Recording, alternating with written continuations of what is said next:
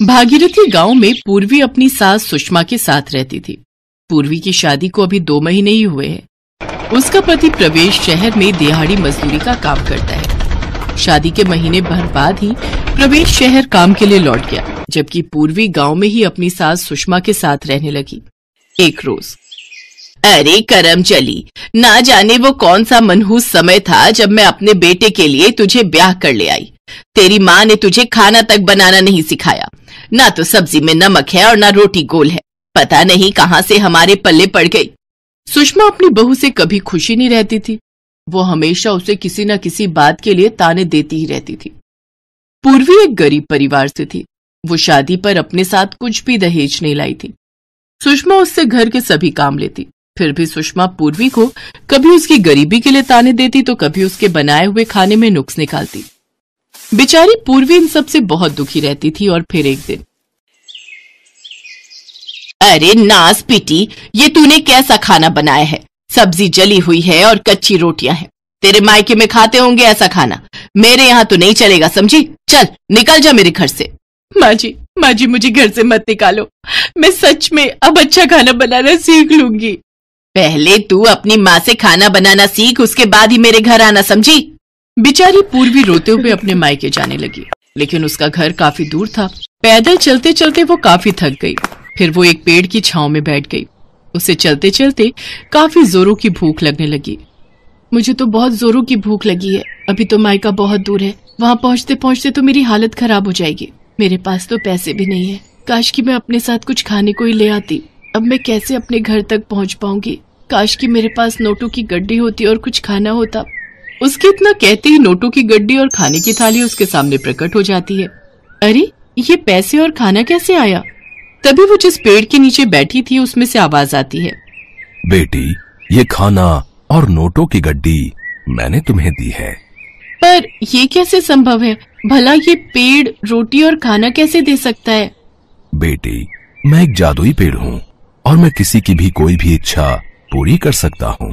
तुमने अभी खाने की और नोटों की गड्डी की इच्छा जताई थी, इसलिए मैंने तुम्हें ये सब दिया।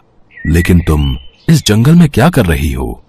तब पूर्वी ने अपनी दुख भरी दास्तान उस पेड़ को बताई। बेटी, तुम मेरे तने से चकला बेलन बना लेना। मेरे तने से बना हुआ चकला बेलन भी जादुई ही होगा। उस पर अपने आप ही रोटियां बनने लगेंगी। तुम्हें उस चकला बेलन के सामने अपनी इच्छा बतानी है और फिर जो भी तुम्हें चाहिए वो तुम्हें दे देगा। पेड़ की बात सुनकर पूर्वी बहुत खुश हुई। उसने पहले पेट भरकर खाना खाया और फिर उस पेड़ ने उसे अपना तना दिया। उसे देखकर पूर्वी सोचने लगी, ऐसा करती हूँ, इस तने को लेकर अभी अपनी माँ के घर चली जाती हूँ। वहीं कुछ दिन रहकर इससे चकला बेलन भी बनवा लूंगी और वापस आकर सासू माँ से कह दूंगी कि मैंने खाना बनाना सीख लिया है। दोपहर बाद पूर्वी अपने मायके पहुंच गई और वहां उसने अपनी माँ आशा को सारी बात बताई। पूर्वी बेटा, तू कल ही इससे चकला बेलन बनवा लेना। इसका कुछ दिन हम भी इस्तेमाल कर लेंगे। हाँ माँ, इसके इस्तेमाल से तुम्हारी भी गरीबी दूर हो जाएगी। उस रात सभी खाना खाकर सो गए। दूसरे दिन पूर्वी ने उस जादुई तने से एक चकला बेलन बनवा लिया। माँ, मैंने जादुई चकला बेलन बनवा लिया है। क्यों ना हम इनसे अब कुछ मांग कर देखें? हे जादुई चकला बेलन, मेरे माता पिता बहुत गरीब हैं। काश इनके पास अच्छे पैसे होते तो इनकी गरीबी दूर हो जाती। पूर्वी के इतना बोलते ही वो जादुई चकला बेलन अपने आप चलने लग जाता है और देखते ही देखते उस जादुई चकला बेलन से काफी सारे पैसे और सोने के गहने निकलकर बाहर आ गए। हे राम, इतने सारे सोने के गहने और पैसे! बाप रे, मैं कहीं सपना तो नहीं देख रही। अब देखना माँ बाबा, मैं हर रोज आपके लिए चकला बेलन से पैसे मांगूंगी। बेटी, अब तेरी वजह से हमारी गरीबी दूर हो जाएगी। पूर्वी जब तक अपने मायके में थी वो हर रोज जादुई चकला बेलन से पैसे मांगती और वो चकला बेलन उसे रोज ढेरों पैसे देता। वो सारा धन पूर्वी अपने माता पिता को दे देती है। इससे कुछ ही दिनों में वो लोग काफी अमीर बन गए और एक दिन, माँ बाबा, मुझे यहाँ आए हुए काफी समय हो गया। अब मुझे अपने ससुराल जाना होगा। ठीक है बिटिया, लेकिन वहां तू अपना और इस जादुई चकला बेलना का ख्याल रखना। पूर्वी के माँ बाप ने उसे काफी सारे कपड़े, सामान और गहने देकर विदा किया। अपने साथ सारा सामान लेकर पूर्वी अपने ससुराल पहुंची। आ गई महारानी। इतने दिनों से अपने मायके में पड़ी हुई थी। अच्छे से खाना बनाना सिखाया तेरी माँ ने या नहीं? आप चिंता मत करिए माँ जी, अब मैं सब काम अच्छे से सीख गई हूँ। मैं अच्छी सब्जी और जो रोटी बनाना भी सीख के आई हूँ। ठीक है, अब इस थैले में क्या है? जी वो माँ बाबा ने आपके लिए कुछ कपड़े और सामान भेजा है। सुषमा वो कपड़े और गहने देखकर चौंक गई। इतने महंगे कपड़े और गहने? तुम्हारे उन गरीब माँ बाप के पास इतना महंगा सामान खरीदने के लिए पैसे कहाँ से आए? तभी सुषमा की नजर थैले में रखे चकला बेलन पर गई। चकला बेलन? ससुराल का चकला बेलन पसंद नहीं आया क्या, जो मायके से उठाकर इसे भी ले आई हैं? माँ जी, मैंने इसी चकला बेलन पर गोल रोटियां बनानी सीखी हैं, इसलिए इसे अपने साथ ही ले आई। अच्छा चल ठीक है, अब इसे रख दे और जल्दी से खाना बना, मुझे बहुत भूख लगी है। हाँ, सफर से इतना थक कर आई हूँ, अब मुझसे खाना नहीं बनाया जाएगा। ऐसा करती हूँ, आज चकला बेलन से ही खाना मांग लेती हूँ। पूर्वी किचन में जाती है और चकला बेलन को अपने सामने रखकर कहती है, काश मेरे सामने ढेर सारा स्वादिष्ट खाना आ जाए। पूर्वी के ये सोचते ही उसके सामने ढेर सारा स्वादिष्ट खाना आ जाता है। ये देखकर पूर्वी बहुत खुश हुई। वो जल्दी से सुषमा के पास गई। माँ जी, चलिए खाना तैयार है, आप चलकर खाना खा लीजिए। इतनी जल्दी खाना? अरे खिचड़ी या दलिया ही बना दिया क्या? आप खुद ही चलकर देख लीजिए। सुषमा रसोई घर में जाती है तो वहां ढेर सारे पकवान देखकर पूर्वी से कहती है, इतनी जल्दी इतना सारा खाना? तूने कैसे बना लिया? अरे अपनी माँ के घर से खाना बनाना सीख कर आई है या कोई जादू टोना? माँ जी, मैंने खाना बनाना सीख लिया है, अब मैं जल्दी जल्दी खाना बना लेती हूँ।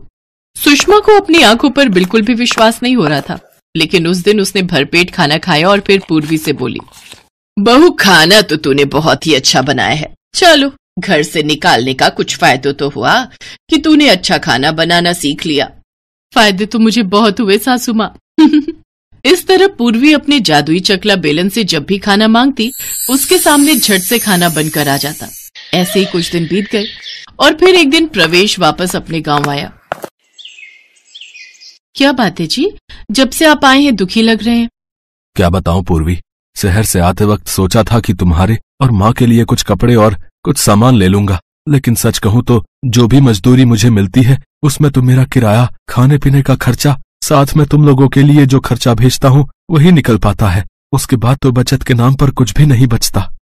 आप परेशान मत होइए जी, अब हमें पैसों की कोई परेशानी नहीं होगी और अब से आपको मजदूरी करने की भी जरूरत नहीं पड़ेगी। ये तुम कैसी बातें कर रही हो पूर्वी? अगर शहर जाकर मजदूरी नहीं करूंगा तो तुम्हारा और माँ का गुजारा कैसे चलेगा? घर खर्च कैसे चलेगा? पूर्वी ने प्रवेश को जादुई चकला बेलन की सब बात बता दी, साथ ही उसको ढेर सारे पैसे भी निकाल कर दिए। और ये सब करते हुए उसकी सास सुषमा ने उसको देख लिया। ओह, तो ये राज है इस जादुई चकला बेलन का। इसके इस्तेमाल से ही पूर्वी इतना बढ़िया खाना बना रही थी, साथ ही ये तो ढेरों पैसे भी देता है। मुझे जल्द ही इस जादुई चकला बेलन को चुराना होगा। रात को मौका मिलते ही सुषमा वो जादुई चकला बेलन चुराने जाती है तो बेलन अपने आप हवा में उड़ते हुए सुषमा की पिटाई करने लगता है। तभी सुषमा जोर जोर से दर्द के मारे चीखने लगी, अरे कोई मुझे बचाओ, नहीं तो आज तो ये बेलन मेरी जान लेकर ही छोड़ेगा। तभी वहां प्रवेश और पूर्वी भी आ गए। ये नजारा देख पूर्वी ने अपने मन में कहा, हे बेलन, माँ जी की और अच्छे से धुनाई कर। बस फिर क्या था, सुषमा की अच्छे से धुनाई होने लगी और पिटते पिटते सुषमा बेहोश हो गई। पूर्वी, जल्दी से इस बेलन को रोको, नहीं तो आज माँ मर जाएगी। फिर पूर्वी ने अपने मन में कहा, हे बेलन रुक जा। प्रवेश और पूर्वी ने सुषमा की मरहम पट्टी की। इस हादसे के बाद सुषमा को सबक मिल चुका था, साथ ही उसने कसम खाई कि वो चकला बेलन को कभी हाथ नहीं लगाई।